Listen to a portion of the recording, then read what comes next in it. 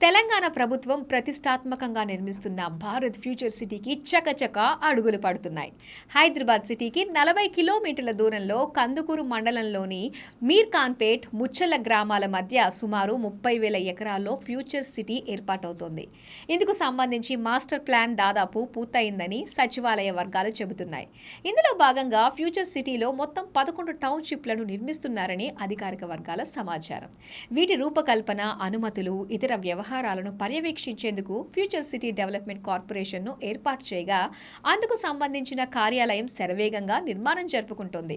తుది దశకు చేరుకున్న future city master plan. Future సిటీలో 11 ఈకో ఫ్రెండ్లీ టౌన్షిప్లు, skill university, electronic city, AI నగరం, స్పోర్ట్స్ సిటీ.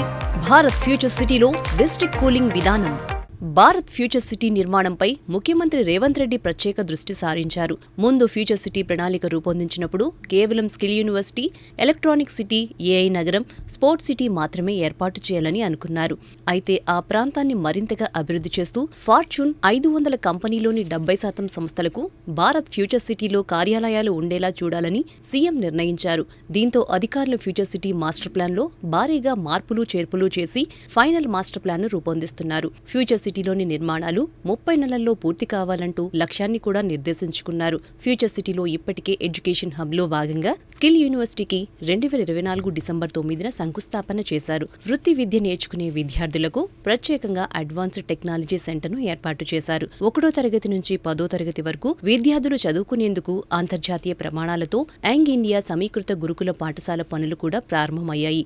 మిగిలిన టౌన్షిప్ల నిర్మాణాలు కూడా త్వరలోనే ప్రారంభం అవనున్నాయి. ఈ ఫ్యూచర్ సిటీలో సెంట్రల్ బిజినెస్ డిస్ట్రిక్ట్ ఎంతో కీలకం కానుంది. సిబిడిని పలు జోన్లుగా అభివృద్ధి చేసేలా ప్రణాళికలు సిద్ధం చేశారు.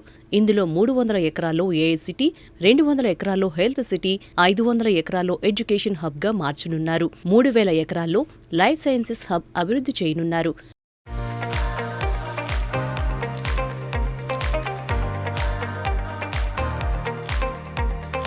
ఫ్యూచర్ సిటీలోని టౌన్షిప్ల కార్యకలాపాలను పర్యావరణానికి హాని చేయని విధంగా నిర్వహించాలని ఆదేశించిన సీఎం రేవంత్ రెడ్డి ఆదేశాల మేరకు ఇక్కడ డిస్ట్రిక్ట్ కూలింగ్ విధానాన్నే తీసుకురానున్నారు. ప్రస్తుతం గుజరాత్లోని గిఫ్ట్ సిటీలో డిస్ట్రిక్ట్ కూలింగ్ విధానం అమల్లో ఉంది. అలాగే ఇప్పుడు భారత్ ఫ్యూచర్ సిటీలో అధునాతనమైన డిస్ట్రిక్ట్ కూలింగ్ విధానాన్ని అమలు చేసేందుకు సన్నాహాలు చేస్తున్నారు. ఏసీ లేకుండానే చల్లబరిచే డీసీఎస్ను కొత్తగా నిర్మించే నగరాలు, టౌన్షిప్లు, మాల్స్లో వాడుతున్నారు. తెలంగాణలో మొదటిగా ఫ్యూచర్ సిటీలో అమలుకు సర్కార్ ప్రణాళికలు సిద్ధం చేసింది. ఫ్యూచర్ సిటీలో ప్రణాళికాబద్ధంగా అభివృద్ధికి అవకాశం ఉండడంతో సాధారణ ఏసీల స్థానంలో చల్లని నీటిని పైపుల ద్వారా పంపి భవనాల లోపల ఉష్ణోగ్రతలను తగ్గిస్తున్నారు. ఇందుకోసం శుద్ధి చేసిన జలాలను 5 డిగ్రీలకు చల్లబరుస్తారు. ఈ విధానం ద్వారా సాధారణ ఏసీలతో పోలిస్తే 30% విద్యుత్ను ఆదా చేస్తుందని నిపుణులు చెబుతున్నారు.